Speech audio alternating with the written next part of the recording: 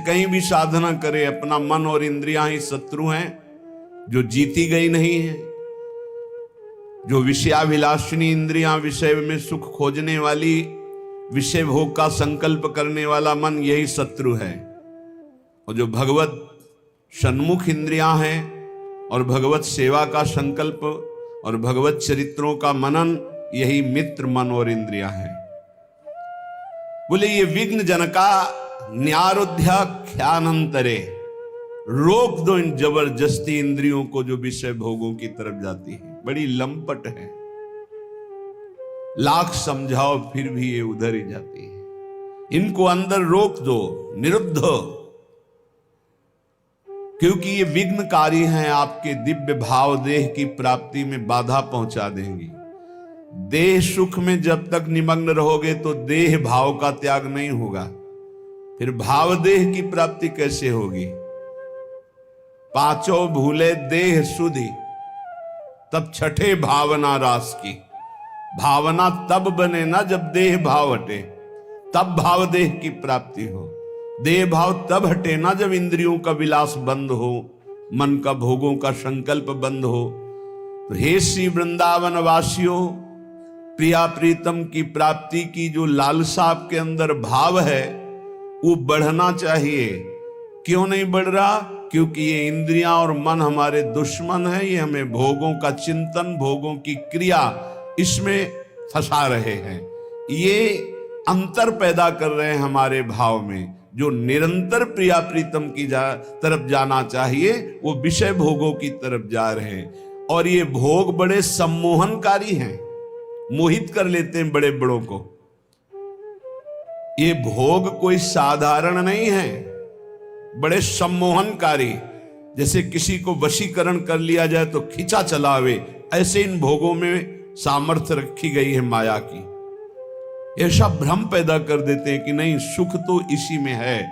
और वो उपासक सुख सिंधु भगवान से विमुख होकर प्रिया प्रीतम का चिंतन छोड़कर विषय चिंतन, जहां विषय चिंतन हुआ मारा गया। ध्यायतो विषयान पुंसा संगास्ते सुपजायते। ध्यान चिंतन होते ही उसके भोगने की इच्छा ही काम प्रबल हो गया। अब तो सब विनाशकारी कार्य शुरू हो जाएंगे। इसलिए श्री वृंदावन वास विघ्न जनका न्यारोध्य खान्यंतरे। हे भाई, ये विघ्नकारी इंद्रियों को अपने अंदर ही कैद कर लो नाम बल से। जितना नाम जप करोगे उतना आप में सामर्थ्य आ जाएगी। इनको रोक लो। इंद्रियों की विलासिता तुम्हें सम्मोहित न कर पावे, तब वृंदावन तुम्हें खींचेगा। ये काम करेगा सत्संग और नाम जप। साधन को हरिभजन है, कै सत्संग सहाय। तुम्हारी इंद्रिय, तुम्हारे मन को रोकने का पावर तुम में जो जागृत होगा वो सत्संग और नाम जप से। फिर वृंदावन खींचेगा तुम्हें अपनी तरफ। चिदरस घन वृंदावन, चिदानंद रस घन प्रिया प्रीतम, ये धीरे धीरे झलकने लगेंगे भाव में। बस महामंगलकारी शुभ घड़ी वही होगी जिस दिन हमारे भाव नेत्र में प्रिया प्रीतम वृंदावन झलकेगा। आकांक्षा करो मृत्यु इसी धाम में हो।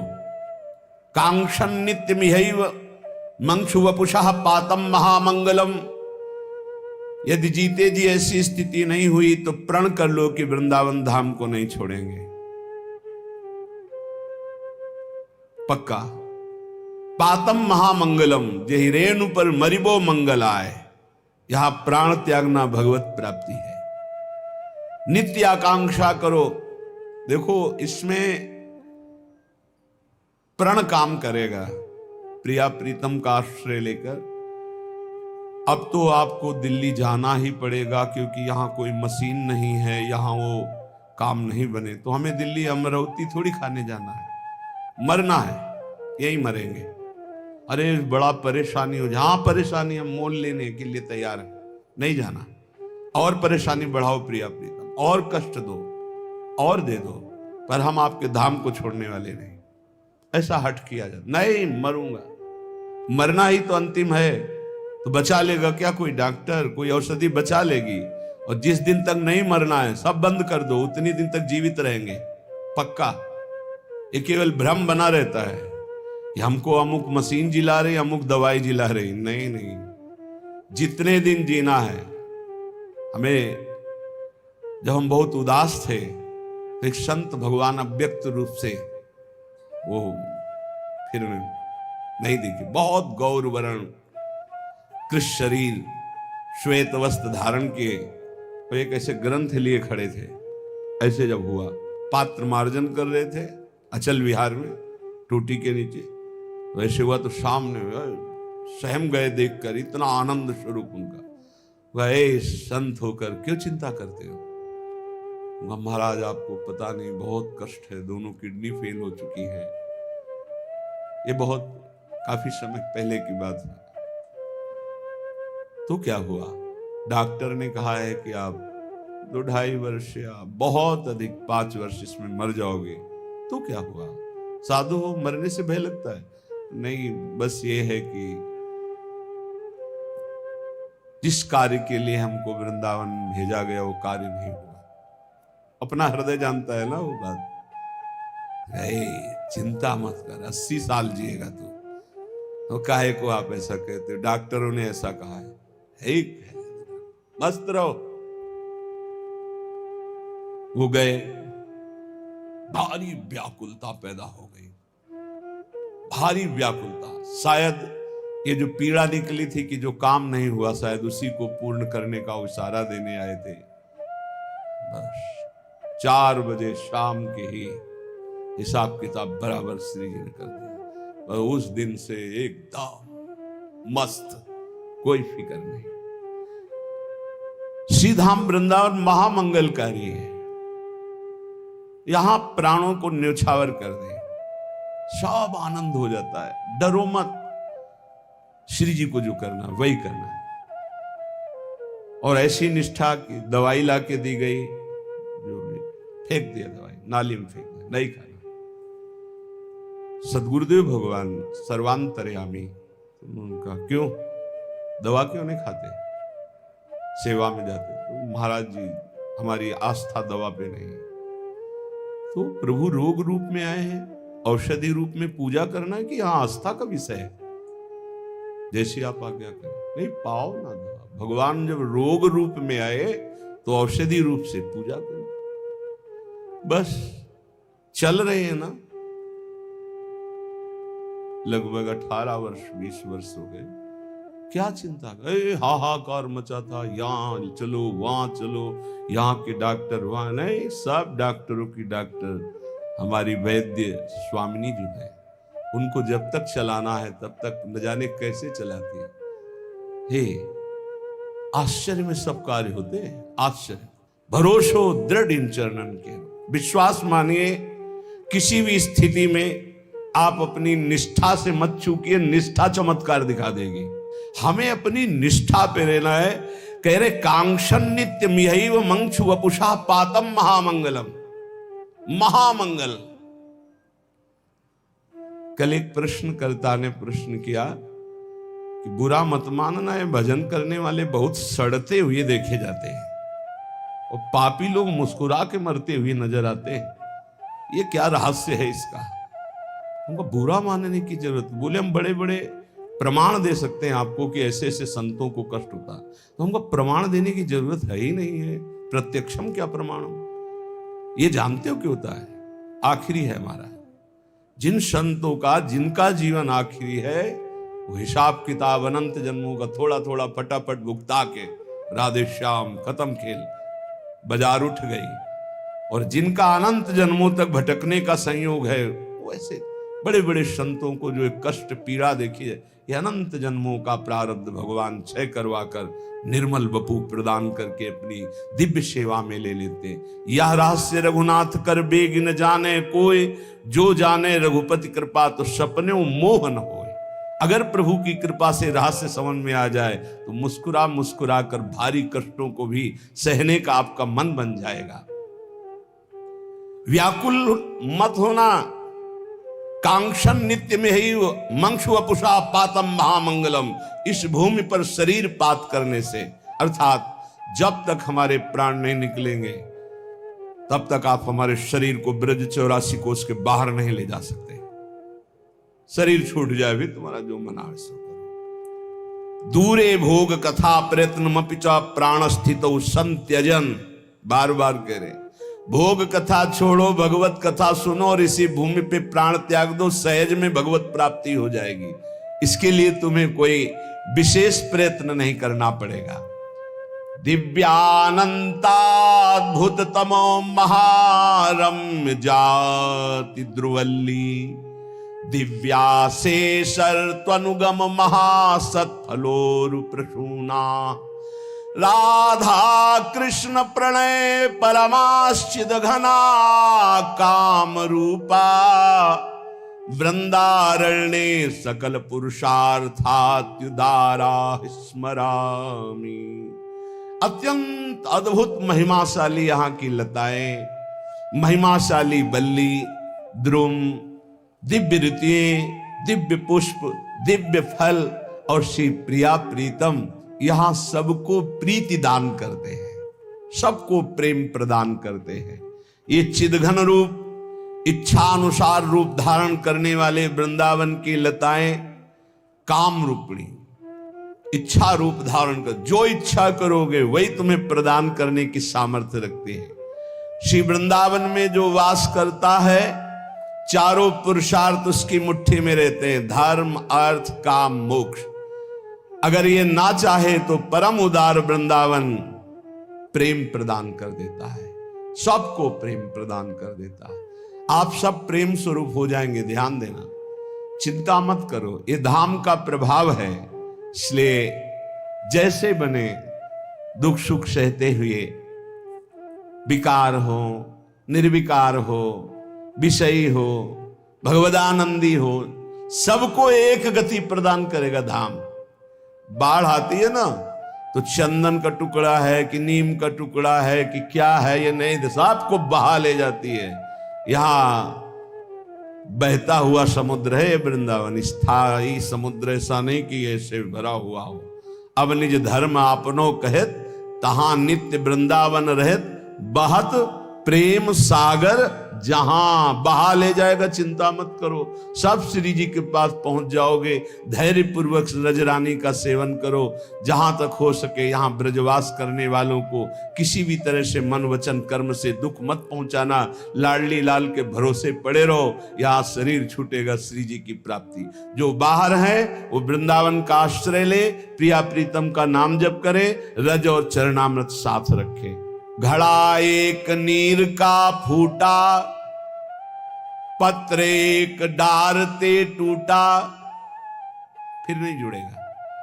संत जन कह रहे हैं बहुत होश में, पानी का घड़ा फूट गया, अब वो पक्का घड़ा था, अब दोबारा कूट करके उसे रूप नहीं दे सकते।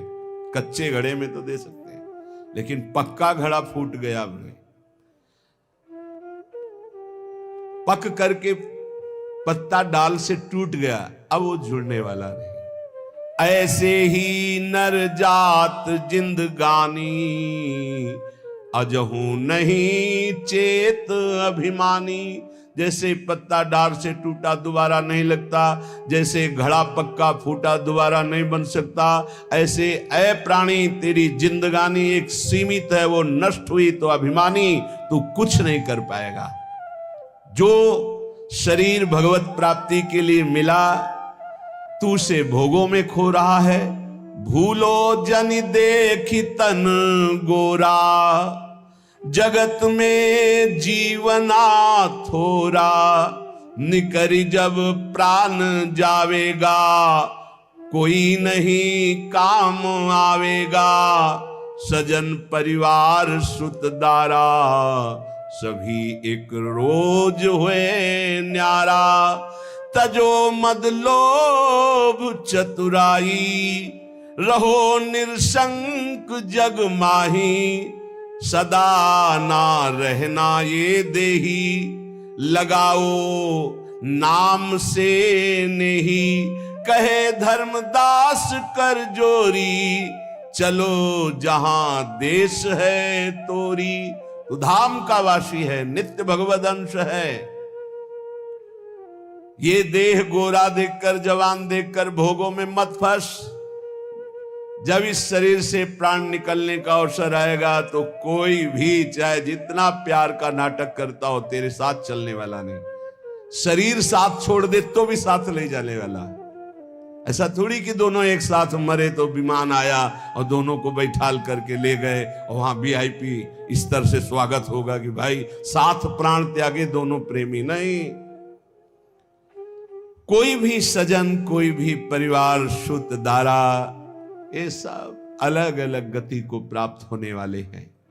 इसलिए मद, लोभ, चतुराई छोड़ो, शंका मत करो, निरंतर नाम जप करो। नाम जप करने से तुम अपने घर पहुंच जाओगे जहां ना जन्मना है ना मरना है।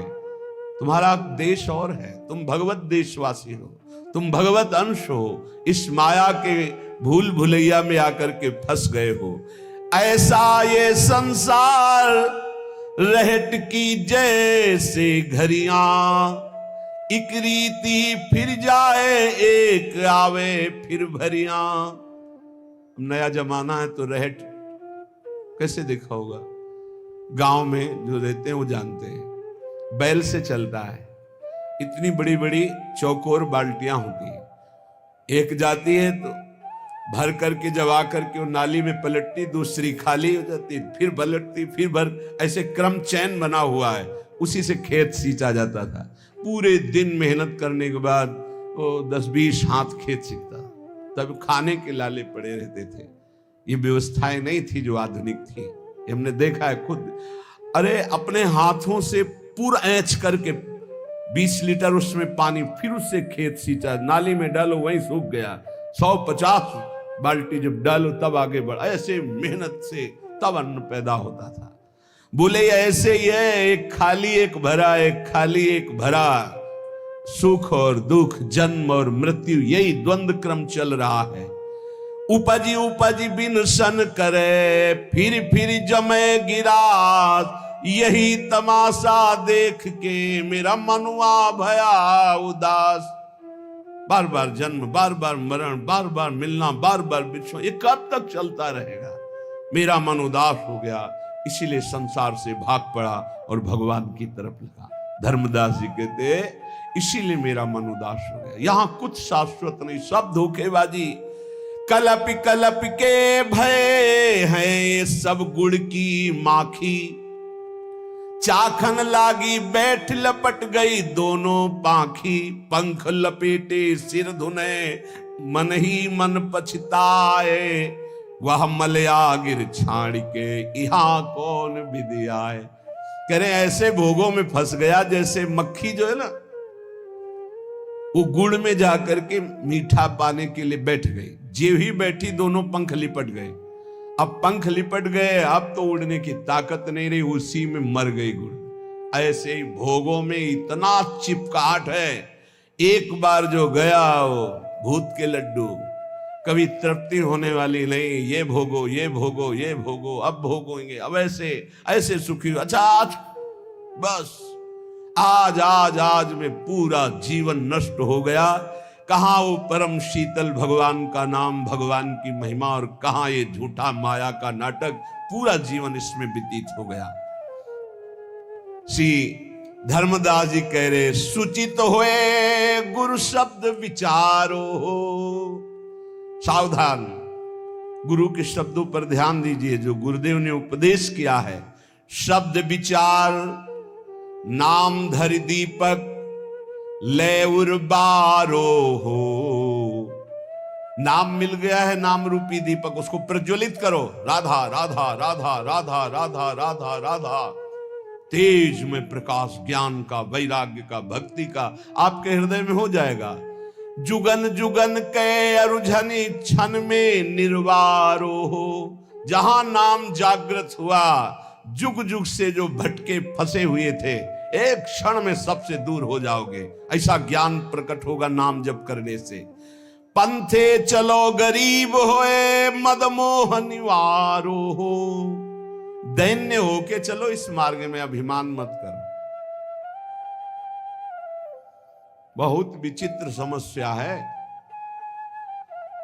ये। दूसरे के कल्याण की भावना की आड़ में अपनी वासनाओं की पूर्ति का जो अंदर के छलिया लोग छल रहे हैं ना, इसे कोई समझ नहीं पा रहा। हम लोग बहुत बुरी तरह फंस जाते हैं।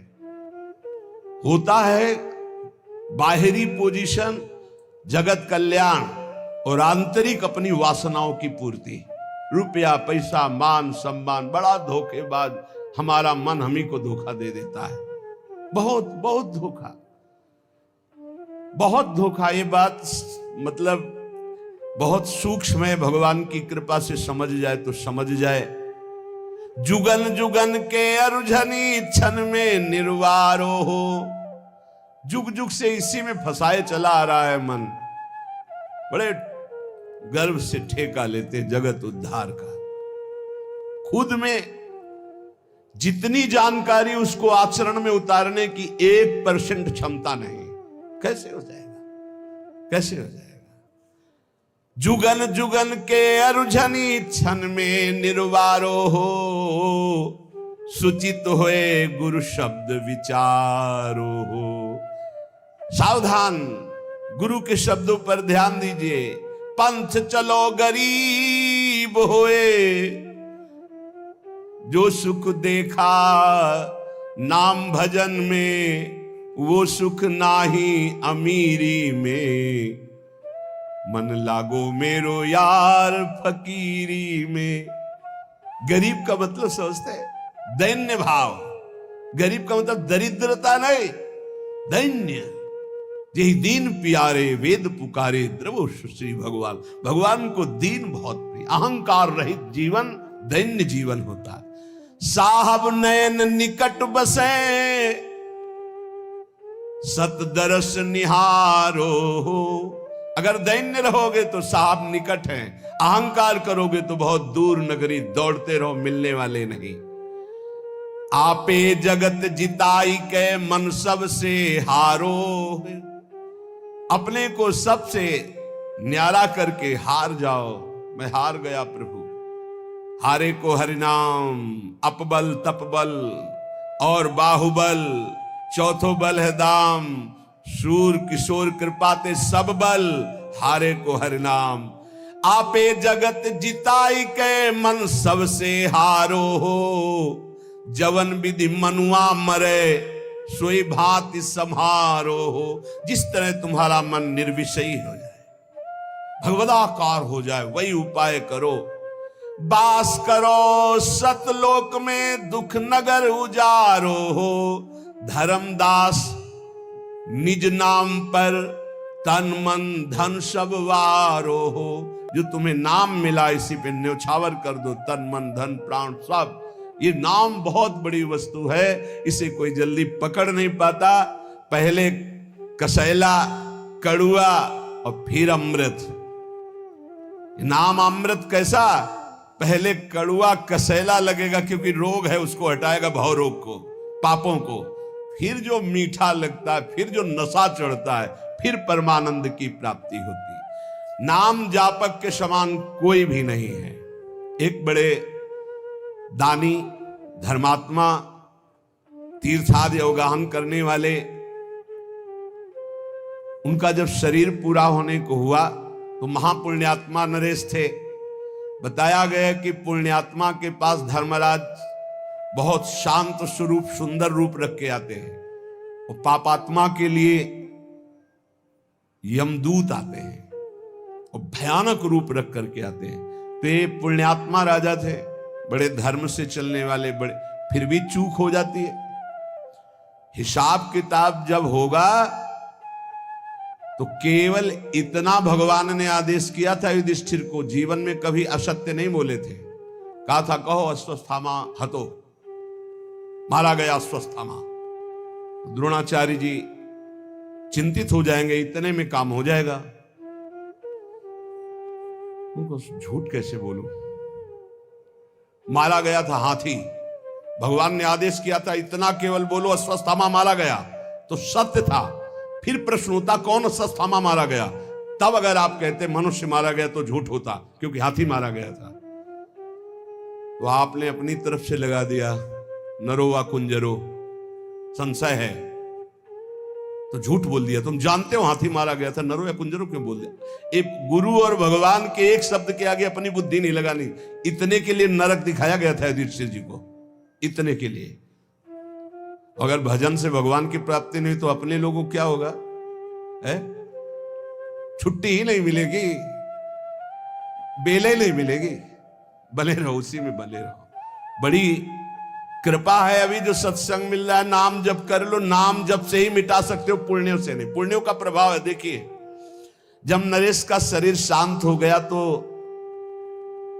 पुण्यात्मा के लिए बड़ा शुभ रूप धारण करके स्वयं धर्मराज जी आते हैं। पर कुछ न कुछ दुष्कर्म तो हो ही जाते हैं, चाहे कोई इतना बड़ा पुण्यात्मा और धर्मात्मा हो। संयमनी स्वामी धर्मराज बड़ा सुंदर रूप लेकर के आए और उनको आदर के सहित, सम्मान के सहित ले गए। भूल तो सबसे हो जाती है इस भूमंडल पे। राजा ने जीवन में धर्माचरण किया था, पुण्य, तीर्थयाटन, दान, ये सब कुछ पाप हो गए थे। धर्मराज जी ने वहां जाकर के कहा किसी भी तरह का कोई भी इनको दुख न पहुंचने पाए, पर नरक इनको दिखाना पड़ेगा। केवल दर्शन कराना है नरक का, क्योंकि इनसे पाप बन गया है। बस देखो देखो, पुण्य अलग है, पाप अलग है, उसका भोग भोगना। भजन एक ऐसा है जो पुण्य पाप दोनों को विध्वंस करके भगवत प्राप्ति का। इसीलिए नाम नाम बार बार कह रहे, नाम पूरे सम्मान के साथ सुख पूर्वक नरक मिले। इनको कष्ट नहीं होना चाहिए, कष्ट दिखा दो केवल, और जैसी रुचि इनकी हो वैसे ही चलना, क्योंकि बहुत पुण्यात्मा इसके बाद ये दिव्य लोकों को जाएंगे और स्वर्ग सुख भोगेंगे। प्रमाद न होने पावे, समस्त सेवकों से कहा। प्रणाम किया धर्मराज को। दूतों ने बड़ा सुंदर रूप धारण कर, सुगंधित वायु, शीतल मंद वायु चल रही, साथ चल रहे। जेव ही वो नरक में प्रवेश किए, चारों ओर भयंकर क्रंदन मचा हुआ। लाखों चिल्ला रहे थे जीव, कोई उबाला जा रहा है, कोई काटा जा रहा है। मरना तो वहां है नहीं, मूर्छा वहां हो नहीं सकती, चेतना में सारे कष्ट होते हैं। उनको भारी कष्ट हुआ, खड़े हो गए। पुण्यात्मा दयावान तो थे ही। कहा ये सब क्या है, ये क्रंदन कैसे हो रहा है? धर्मराज के दूतों ने कहा सब पापात्मा जीव हैं जो मृत्यु लोक में जाकर पाप किए, उनका ये दंड भोग रहे। खड़े हो गए, उनकी सांस एकदम रुक गई, इतना भारी कष्ट दिया जा रहा है। जे भी वो वहां खड़े हुए तो सबका रोना बंद हो गया। राजा ने दृष्टि डाली, सब शांत, न कोई मारा जा रहा है, न कोई काटा जा रहा है, न कोई, सब रुक गए। यमदूत भी रुक गए, सब ऐसे। पूछा ये क्रंदन क्यों रुक गया? तो उनका आप जैसे पुण्यात्मा द्रवित हो गए और खड़े हो गए, तो जितनी देर आप खड़े रहोगे उतनी देर किसी को यहां दंड नहीं दिया जाएगा। आपके पुण्य प्रभाव से सबके कष्टों का शमन हो गया। जहां पे यहां से कदम निकाले फिर इनको ऐसे दंड दिया जाएगा। नरक के प्राणियों को इतना दुखी देख करके कहा महाराज मैं यहां से कभी नहीं जाऊंगा। मैं इतने प्राणियों को सुख देने के लिए मैं स्वयं नरक भोगूंगा, कभी यहां से नहीं जाऊंगा। उनका ऐसा हो ही नहीं सकता। केवल आपको नरक दिखाना, भोगना नहीं, क्योंकि आपको दिव्य भोग भोगने ऊपर के लोकों में जाकर के। धर्मराज के दूतों से कहा मैं यहां से जाने वाला नहीं, अपने स्वामी से बोल दो। और स्वामी ने कहा था अनुकूल रहना इनके, किसी भी तरह इनके प्रतिकूल मत होना। अब वो बलपूर्वक तो निकाल नहीं सकते थे। धर्मराज के पास आए और कहा वो पुण्यात्मा राजा कह रहा है मैं नरक से नहीं जाऊंगा, क्योंकि सबको शांति मिल रही, इसलिए मैं यहीं खड़ा रहूंगा। धर्मराज जी ने देवराज जी से बात की, तो बड़ा पुण्यात्मा है, आपके लोक में आने वाला था, ये तो जबरदस्ती कर रहा है कि मैं नरक में रहूंगा।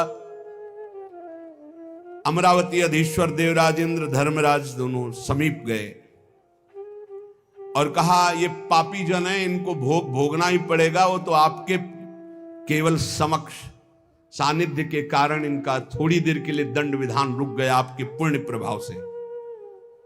तो उनका मैं अपने मनुष्य लोक के समस्त किए हुए पुण्य, तीर्थयाटन, धर्म फल समस्त नरक के प्राणियों को प्रदान करता हूं। ये सब मुक्त हो जाए, मैं अनंत काल तक नरक भोगूं। दंग रह गए धर्मराज और देवराज इंद्र। मैं सब अपना पुण्य भगवान को साक्षी करके इन नरक के प्राणियों को देता हूं। जे ही ऐसा कहा तो सब नरक खाली हो गए और कहा देवराज धर्मराज जी से प्रणाम करके आप जाओ, मैं अनंत काल तक नरक की पीड़ा को सहूंगा, लेकिन किसी को दुखी नहीं देख सकता। देवराज इंद्र ने कहा अब तो ब्रह्मलोक से आपके लिए विमान आ रहा है।